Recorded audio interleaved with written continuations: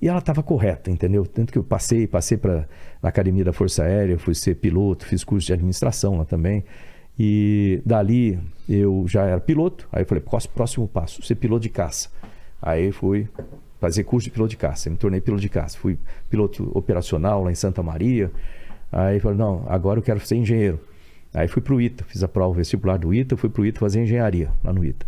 Aí fui engenharia aeronáutica, aí eu peguei a parte de pilotagem com a parte de engenharia, eu notei que isso não tinha nenhum piloto de testes no Brasil que era piloto e engenheiro ao mesmo tempo.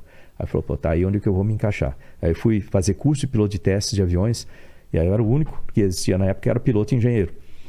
Voei praticamente tudo que a gente tinha na década de 1990, aqui no Brasil. Aí fui para os Estados Unidos, voei com a Força Aérea Americana, lá eu voava F-15, F-16. Mas você fazia parte do treinamento aqui do Brasil? Ou você, eu fui tipo exchange, né? Assim. Tá. Aí a Marinha Americana, voei F-18, depois voltei ao Brasil. Você voou com tudo isso? Oi? F-18? F-18, F-15, F-16. Aí fui para a Rússia para testar lá o MiG-29. Voltei ao Brasil, fiz um mestrado em otimização de trajetórias orbitais no ITA. Aí que eu estava já começando a pensar em ser astronauta. Falei assim, pô, próximo passo, depois de ser piloto de testes, eu vou ser astronauta. Mas o que você falou? Aí eu fiz um mestrado em otimização de trajetórias orbitais. O que é isso? Né? O que acontece? Você tem, imagina, a Terra. Aqui, ó. Deixa eu ver aqui, ó. Imagina o seguinte, a Terra está aqui, né? Aqui. Isso aqui. Note que a Terra é assim. A Terra não é assim. Não é plana nem convexa. Importante frisar. Aqui, né? Aqui está a nossa Terra aqui. Bacana. Essa aqui é a órbita da Estação Espacial, por exemplo. A órbita da Estação Espacial é 51 graus aqui com relação ao Equador. Né? A estação virando para lá, né? E 400 quilômetros aqui de altura, né? E a gente dá uma volta na Terra, uma volta, ou uma órbita, né? A cada 90 minutos. A cada 90 minutos só? 90 minutos. Isso aí dá uma velocidade muito rápido. De 28 mil quilômetros por hora. Lá dentro você não sente isso, né? Não, eu não sei, mas você tem que ter essa velocidade para se manter lá. Isso dá, se você for ver isso aqui, dá mais ou menos, em 1 segundo a gente anda 8 quilômetros. Em 1 segundo? 1 segundo, 8 quilômetros. Nossa! Então, você vê que é uma coisa muito dinâmica, total. né? Isso aí tudo. 90 minutos dá uma volta em volta da Terra. Aí se o Sol estiver lá, 1h30, né, iluminando aquela parte da Terra, você passa 45 minutos no dia, 45 minutos na noite. Exato. Né? Aí vai. Aí o que acontece? Para você fazer mudanças de órbita, né? Se você olhar a Terra aqui por cima, agora, né? Aqui, isso aqui é a Terra, né? Tá dando para ver aí? Tá aqui, aqui a Terra, aqui você está numa certa órbita, você quer mudar para aquela outra órbita aqui. Então você tem que aumentar a altitude de órbita e você tem uma certa velocidade aqui, V1 e V2. Para escapar e vir para cá. Então, para você chegar lá, não adianta você girar o propulsor aqui no Z e acelerar para lá. Isso não vai funcionar. Vai gastar muito combustível e não vai ter o resultado que você quer. Então, o que você faz é você aumenta a velocidade de órbita. Quando você aumenta a velocidade de órbita, naturalmente você estabiliza numa órbita mais alta. É mesmo? Só pela velocidade? Pela velocidade. É força centrífuga, alguma coisa assim? Isso porque, se você pegar a aceleração centrípeta, né, a velocidade sua aqui tangencial dividido pelo raio, você vai ver que quanto maior a velocidade, maior o raio para você estabilizar e compensar, né, a gravidade. Então, na verdade, você é subir aqui para outra órbita. É isso que você estava estudando. E aí tem umas certas mudanças que o pessoal chama, mudança de Hoffman, etc. Então, é isso que eu estudava lá, otimização de trajetórias orbitais. Aí, de lá, mandaram para os Estados Unidos fazer mestrado e doutorado em engenharia de sistemas. E quando eu estava nos Estados Unidos fazendo doutorado, o Brasil entrou no programa da Estação Espacial Internacional. Aí apareceu minha chance. Isso que é interessante, você precisa se preparar, né, para quando aparecer alguma coisa, você está no ponto de ônibus certo, para poder pegar o ônibus que passa. O lance da sorte é o seguinte, a sorte acontece, a chance acontece, mas você tem que estar preparado. Você tem que estar preparado. Você não passa o bonde e você... Então eu estava preparado naquela época isso? lá. Isso foi em 1998. Em 98? Aí a NASA abriu um concurso, ela abre a cada 2 anos um concurso público, né? Tem mais ou menos 1.000 candidatos por vaga. E aí abriu o concurso público, eu sabia que eles precisavam selecionar um astronauta brasileiro, eu me inscrevi. e fui selecionado pela NASA. Aí eu saí lá de tinha todo Monterrey. esse histórico de pilotar e tudo. Eu já era piloto, já tinha Precisa ser experiência piloto, operacional. Era piloto de caça, Tá. piloto de testes de aviões. E isso já, Já você passa conta- na frente já de um monte de gente. Conta bastante. Tinha experiência operacional de fazer militar, fazer sobrevivência, essas coisas todas. Eu tinha engenharia, né? Eu tinha experiência na área aeroespacial. Tá. E eu estava fazendo doutorado em engenharia de sistemas, que também é uma coisa importante para eles lá. E E idade, como que é? Tem idade mínima e idade tem máxima? idade mínima, geralmente dá pelo currículo, que a NASA nunca pega ninguém que, por exemplo, que não tenha, por exemplo, um mestrado, pelo Tá. menos, né?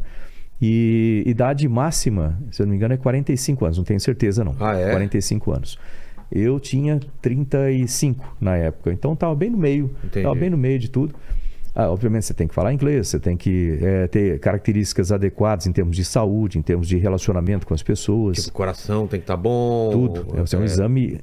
Aliás, a seleção ela é feita primeiro por currículo, aí eles fazem a primeira peneira. Já. Aí depois pega um número X, que eu não sei quanto é, de 20 mil, reduz ali para chutar aqui, 100, vamos Tá. supor. Aí esse 100 faz exame médico, físico, psicológico. É muito importante essa parte, né?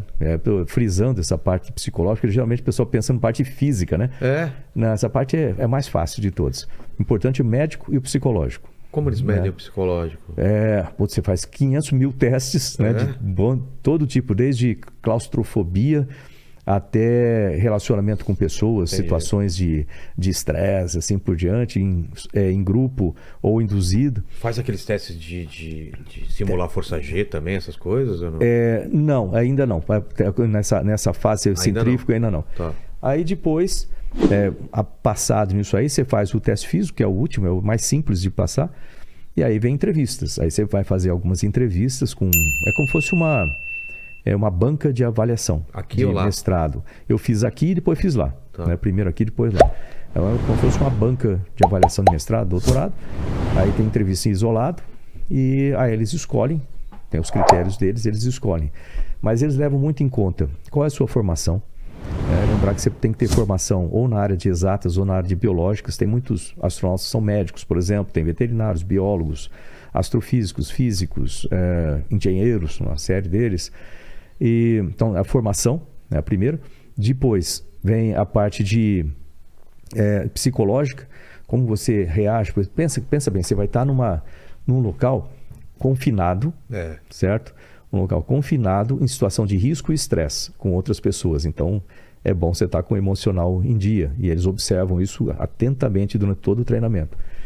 Aí você tem a parte física, que é bom dizer, é a mais simples, e a parte fisiológica, exame médico. Eles vão olhar até a largura do fio de cabelo, né? A espessura do fio de cabelo, você vai avaliar tudo. Porque no espaço, o espaço ele deteriora a sua saúde demais. É mesmo? Então, se você já tiver algum problema, no espaço ele vai ser extremamente agravado, né? Então, a parte cardíaca, a parte óssea, né? Toda a questão de pressão, né? Ajustes de vários sistemas, olho e etc. Então, eles fazem todos esses exames. E no espaço, o espaço ele vai mexer com a sua saúde. Ele vai mexer no seu sistema cardiovascular por redistribuição de líquidos em 0G. Né? Em 0G a gente chama microgravidade, porque por causa dessa dinâmica toda da estação espacial... Chega a ter um pouquinho de gravidade? Você tem uma microgravidade, mas tudo flutua lá. E isso altera os sistemas do organismo. Né? Os órgãos dentro ficam mais soltos? Como que é? Porque... Um exemplo simples, eu agora lembro que eu não sou médico, é a explicação de engenheiro para medicina. Imagina, o coração da gente está aqui, bomba, certo? Está bombeando ali.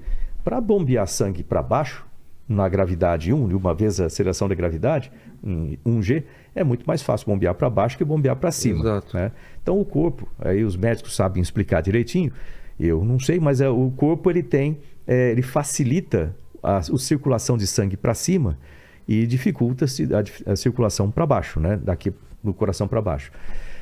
Com isso, você mantém a pressão mais ou menos homogênea, né? Da cabeça aos pés. Quando você chega no espaço, o corpo não sabe que você está no espaço, ele continua a ter o sistema funcionando. Como se fosse na Terra. Então você fica com pressão baixa na parte de baixo. Qual é a sensação?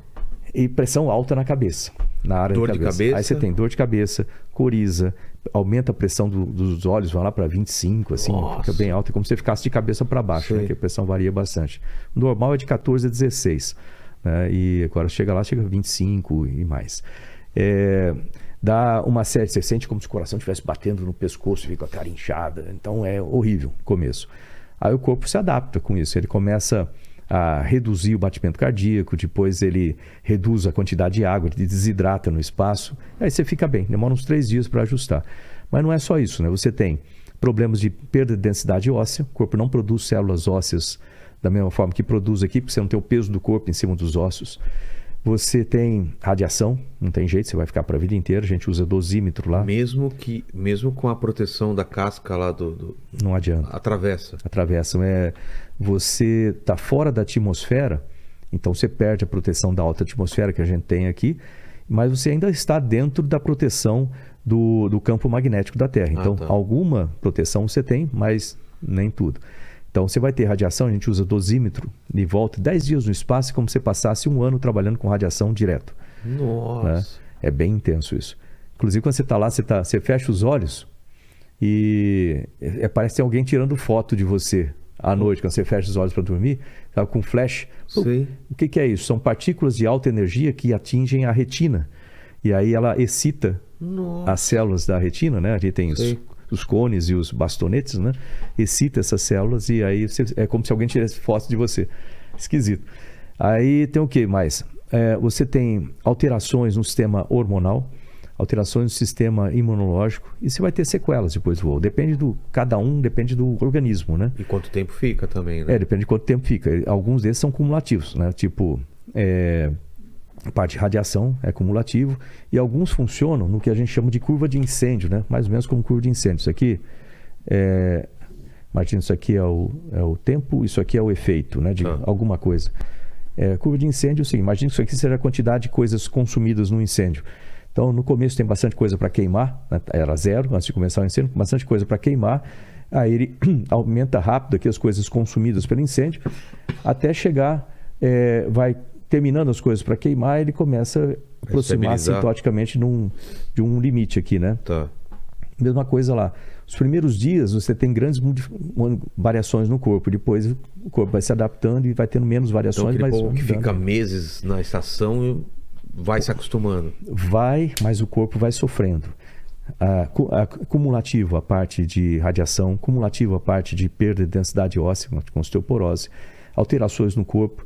Nós tivemos uma experiência muito interessante na NASA com 2 gêmeos. São amigos meus que eles eram da turma 96 de astronautas. Eu sou da turma 98 de astronautas. Entraram há 2 anos antes de mim. E é o Mark e o Scott Kelly. São gêmeos idênticos, né? Eram, agora não são mais. Eles eram gêmeos idênticos.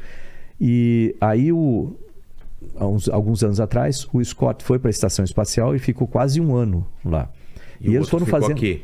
Oi? E o outro ficou em terra? O outro ficou na Terra. Ficou lá. Aí eles foram fazendo os mesmos exames com eles, né? Uma equipe de médicos de várias universidades. Tem esse estudo, tudo tem no site da NASA lá, nasa.gov.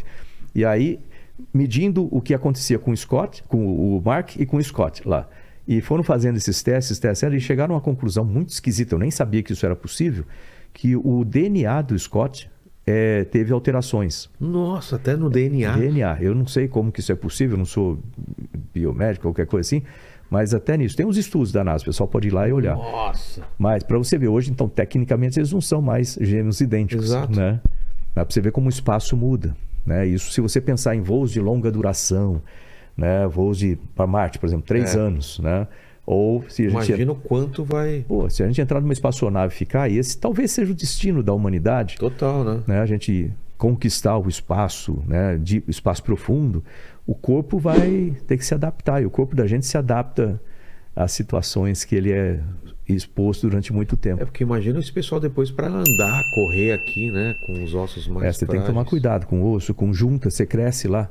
Era bom se eu mantivesse o baixinho, se eu mantivesse os... Você ganha, no meu caso, eu sou baixinho, você ganha 1 centímetro mais ou menos, que distende a coluna, né? Você não está mais comprimido, então distende. Um cara alto, 1,80 m, ele ganha quase 1 polegada. Quase, é mesmo? Quase 2,5 centímetros aí.